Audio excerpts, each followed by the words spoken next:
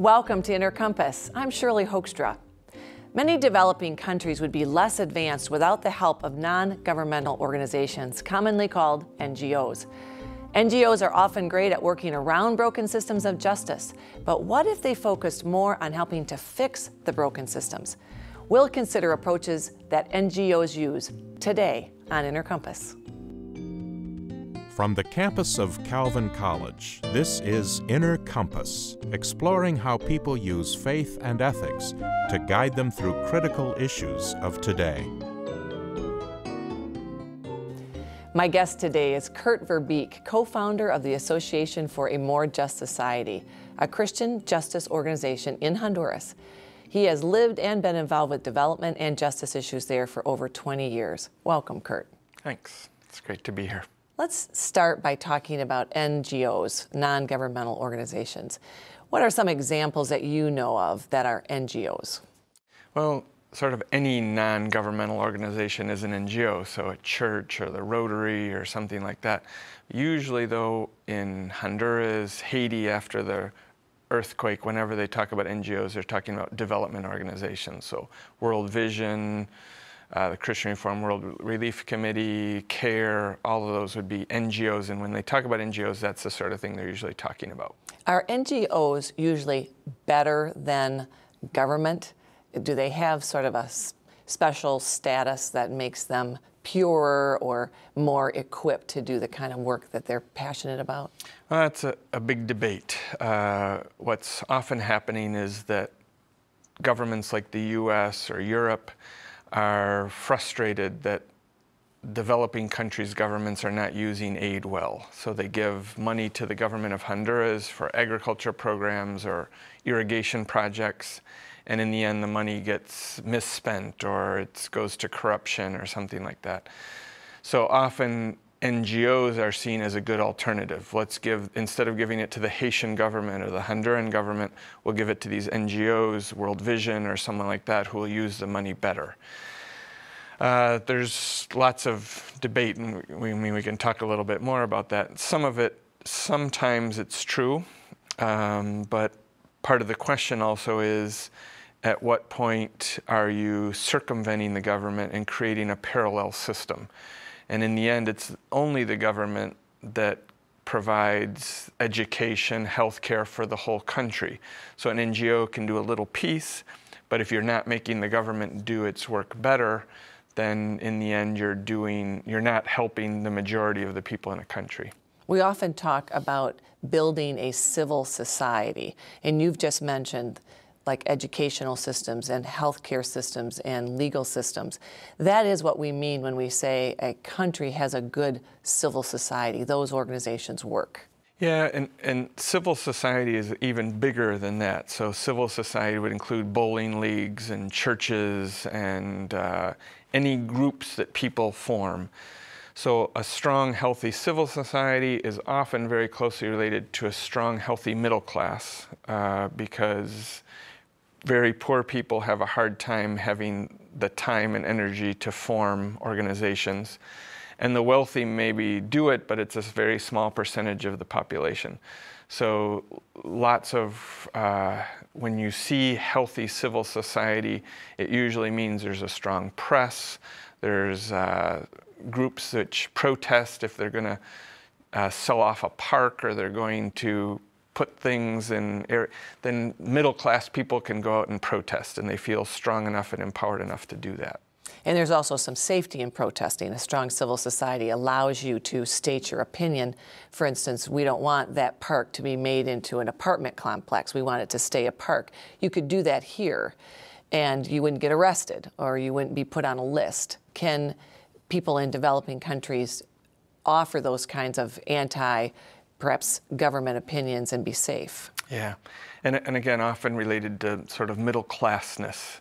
There's an educational level, an income level that people feel like I can protest, I have the knowledge to do it, I have the time to do it, I have the resources to do this, and we can come together with other people.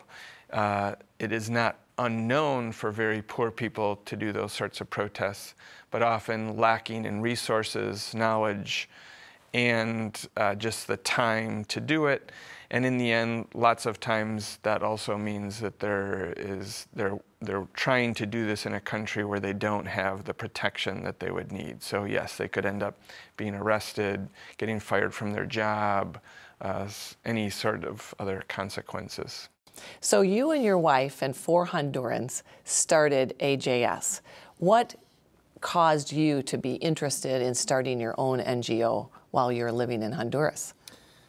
Well, we had lived and worked in Honduras for a long time already before that. So about 6 years we worked for an NGO that was doing agriculture, health, literacy work. And then I ended up going back to school, getting my PhD, and started working for Calvin College and running a semester in Honduras program. And that first year, I remember in grad school thinking, I'm not interested in macro stuff, I'm not interested in corruption stuff, I just want to help poor people at the local community. But I started teaching, and it just kept coming up again and again that so many of the problems in Honduras were related to that the government wasn't working. Corruption, poverty wasn't getting better. Despite all of these efforts and all of these programs, it just didn't seem to be helping. And at the end of that first semester, I was talking with some friends, some Honduran friends, and we just sitting around drinking tea and thinking we got to do something. And so we did, and we got together about 30, 40 friends, and ended up 6 of us decided to form the first board, and we said we're going to try and make the system work, the government of Honduras work for the poor. What was one of your first cases? A group of indigenous people came to the presidential palace to protest around land issues. And I think something just went bad from everything that I heard. I don't think the police were supposed to do this, but they opened fire with rubber bullets on the protesters. It sounds like someone set off firecrackers, and somebody on the police side thought it was them getting shot at, and they started shooting, and once one shot, they all started shooting. And a bunch of people had broken bones, and the worst injury is somebody's eye was shot out. And it just happened that this guy was a friend of mine from when I did my dissertation research. The person who lost their eye. Yeah. So we had a lawyer who we had ended up getting some funding to hire. We had 2 staff at that point, and one of them was a lawyer, and he represented them. And in Honduran law, in their labor law actually, it says, you know, if you lose a finger, you get this much money. If you lose an eye, you get this much money. So we applied Honduran labor law to the victims of these police violence. So some people had broken bones, some people had other sorts of injuries. And within 6 months, I think, we had, the government agreed to pay them compensation, which was the first time in Honduran history that a group of indigenous people, protesters who had been hurt by the police, actually were compensated for their injuries. And it was a really big deal in Honduras and for us as a brand new little NGO. And so what winning kind of a case. Yes, winning a case maybe emboldened you to advance this sort of legal work that is so much a part of AJS?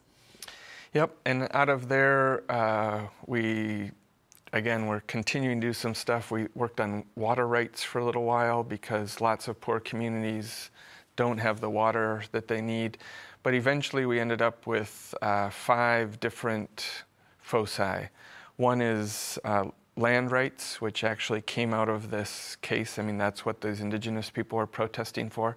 And it's getting title to land. So an issue that we saw from the first days in Honduras. Labor rights, so people who are working 70, 80 hours a week, but getting paid for 40 without vacation, etc. We also... Are there laws on the books, though, that you have to get paid for more than 40? So Honduras has good laws around labor, but they weren't being enforced? Right. Okay. In almost all of these cases, Honduras has very good laws. So in land rights, Honduras has very progressive land rights law, but it hardly ever gets put into practice for the poor. The people we end up defending are security guards and cleaning women. So they get paid minimum wage, which is about $150, $200 a month. And some of the labor security guards, for example, work 24-hour shifts every other day. So one of the first women who came to us, Tomasa, she was pregnant. And she was 32 years old, had worked 6 years for this security company. And she came to us because she was pregnant and all she wanted was to work inside because she was working outside all day. And she said, while I'm pregnant, I'd at least like to have a roof over my head. So she started talking about the conditions, and she ends up working 24-hour shifts every other day. So Monday she works 24 hours, she has Tuesday off. Wednesday she works 24 hours, she has Thursday off. So one week she works 72 hours, the next week 96.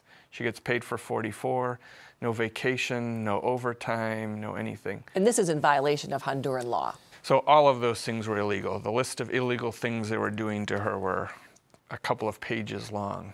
She had very little choice, though. She wanted a job. This was at least something. So security guards and cleaning women are often the jobs that people get when they don't know how to read and write. They don't, and they, you know, the chance that they're going to get a lawyer to defend them, and even if a lawyer takes their case, the amount of money that they will make and the lawyer will say it's way too much hassle for that sort of money, which is why these employers can take advantage of them. What happened to her?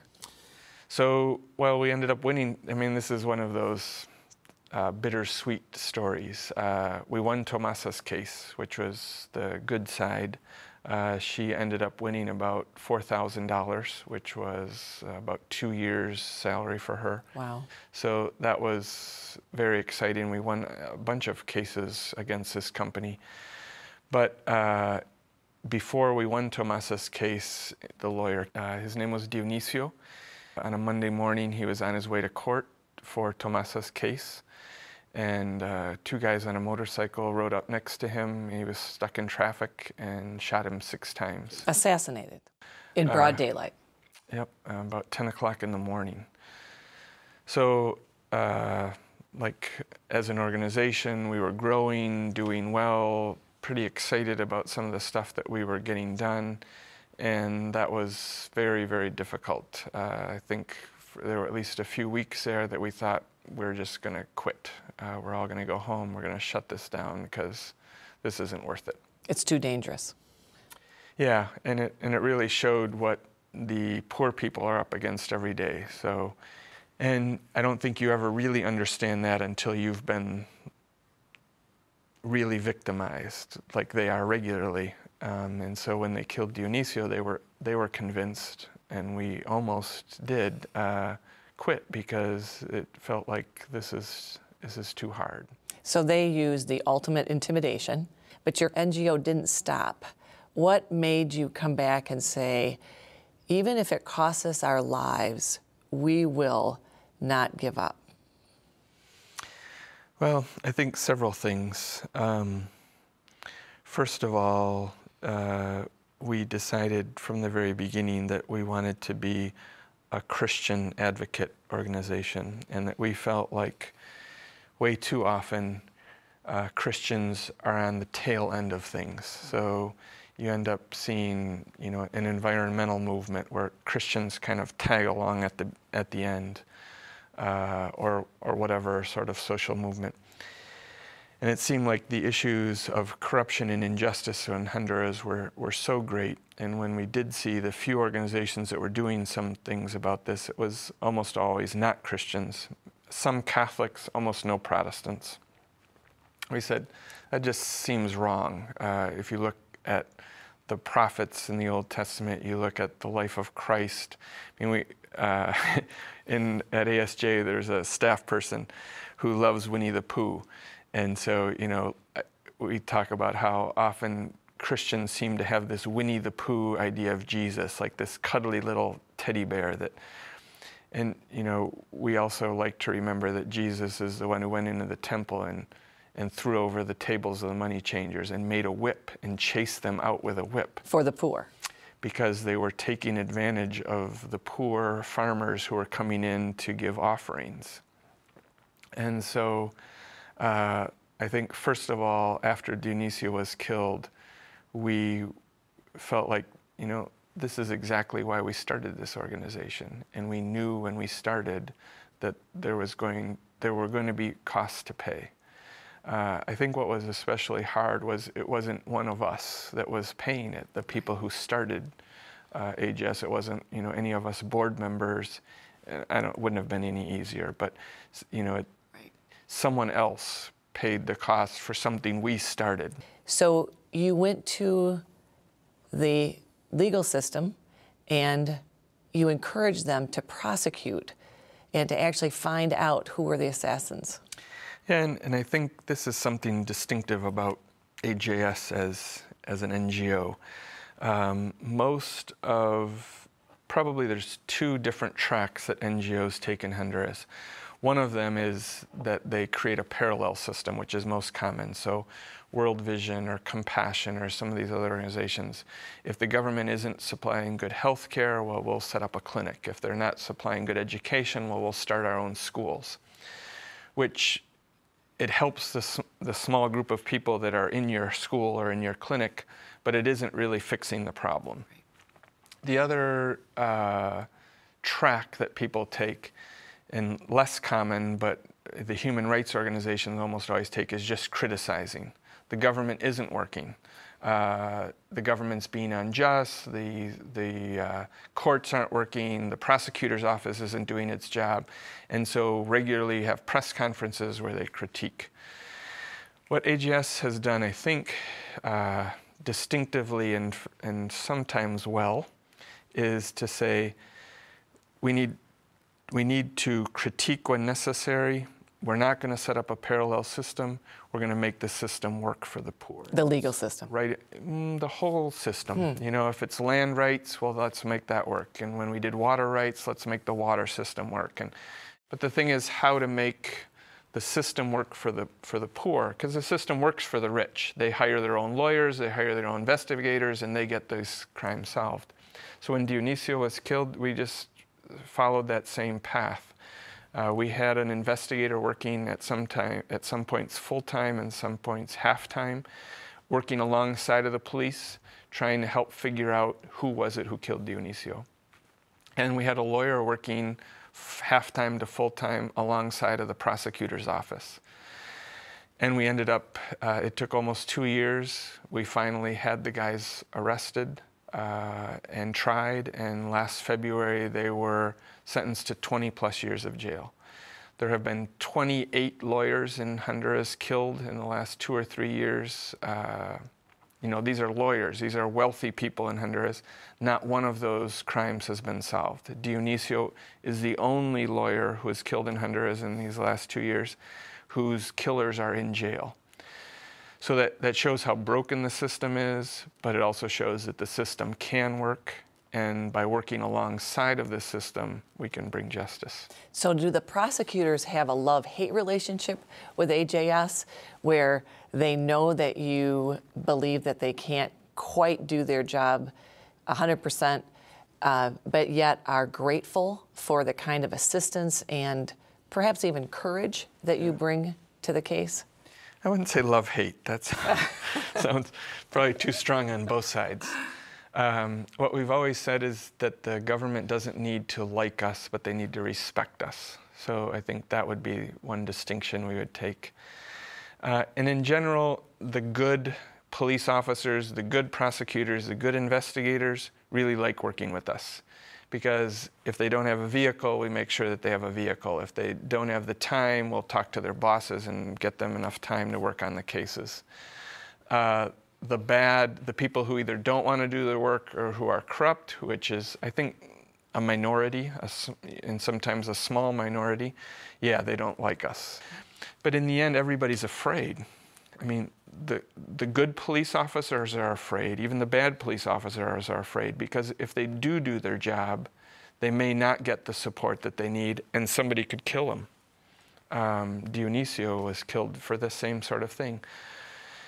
And the witnesses and the victims are also afraid, and they say, I don't know if I can. So the police officer says, I'm afraid to arrest the people I'm supposed to arrest.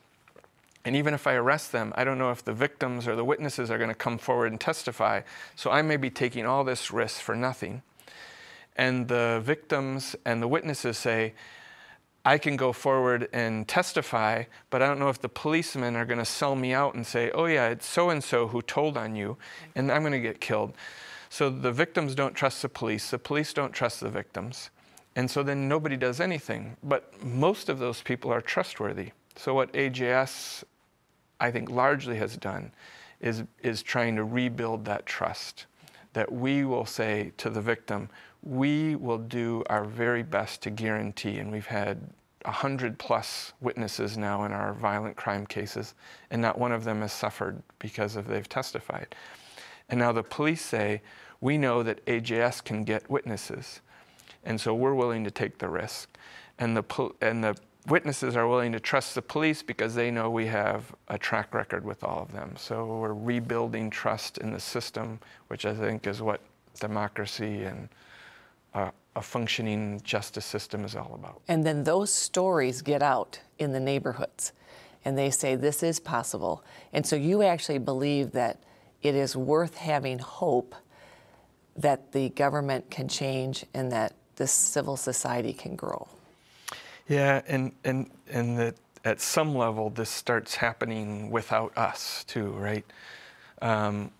And we're seeing some of that already. When we started working with victims of violent crime in one neighborhood.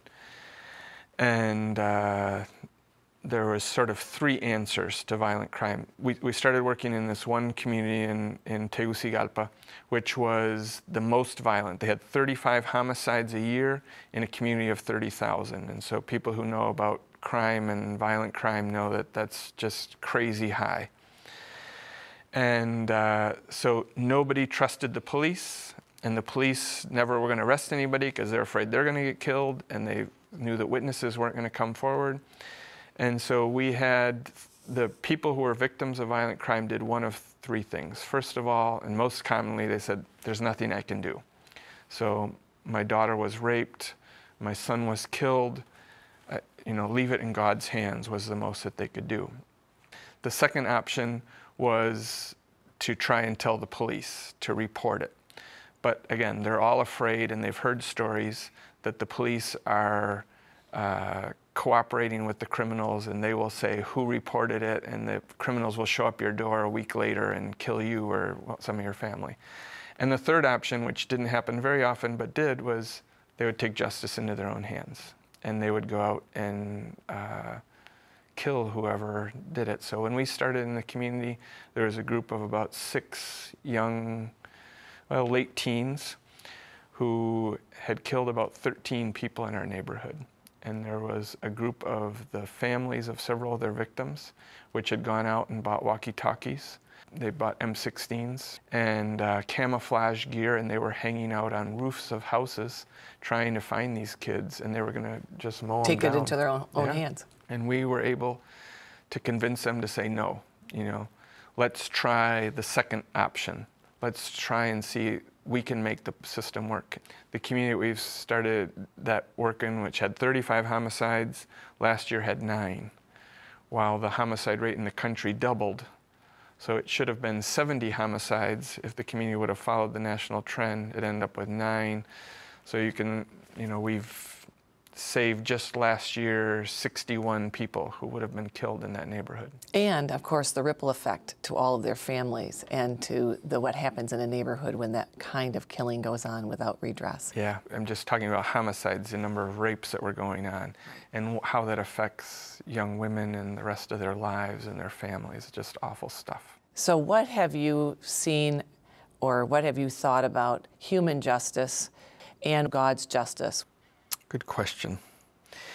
The Protestant church in Honduras has largely taught its members that the justice system isn't for Christians. And I think there's maybe a minority feeling about that in the States too, that you should never sue anybody, and sort of last resort you go to court about anything. That only creates more victims. It seems to us, at least at AJS, that it is our Christian responsibility, is the loving thing to do, to try and stop those people from hurting more and more people, because it doesn't stop by itself. Right, so actually using legal systems can be part of God's justice? I mean, I think it is, right? I mean, it's imperfect, but it is the way God helps bring justice here. Right. And what we need to do is continue to perfect it, but not to abandon it. Right. Not to just say, well, God is sort of miraculously going to clean up gang violence in Central America. Right. No, it is us as Christians. And my new favorite verse is 1 John 4:18, is there's no fear in love. Right. And so Christians often talk a lot about love, but I think most Christians are very fearful. And we live lives of fear, and we make lots of decisions out of fear. And Jesus didn't seem to be a very fearful person. And I think we need to model our reaction to crime and injustice much more after Jesus' life, of living a life of bravery and being on the front lines of standing up, especially for the poor and for the victims who can't afford their own private investigator, their own lawyer. How can we make the system work for them? That's right. My guest today has been Kurt Ver Beek, co-founder of the Association for a More Just Society, a Christian justice organization in Honduras. I'm Shirley Hoogstra, and thank you for watching Inner Compass.